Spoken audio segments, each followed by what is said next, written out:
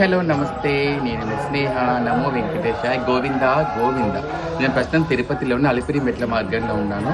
నేను మధ్యలో వచ్చిన తర్వాత ప్రతి గోడ మీద కూడా శ్రీవారి నామాలు ఉన్నాయి. ఇక్కడ వీరజాతి రస్త గోవింద గోవింద అంటే ప్రతి చోట కూడా గోవింద గోవింద మనం నడుచుకుంటూ వెళ్తే మనం ఆ నామస్వరంతోనే మనం ఆయన మెట్లు ఈజీగా ఎక్కగలుగుతాం. కానీ ఇక్కడ కొన్ని చోట్ల గోడల మీద కొంతమంది ఇక్కడ ఇన్స్టాగ్రామ్ లింక్స్ రాయడము, నేమ్స్ రాయడము నాకు అస్సలు నచ్చలేదు.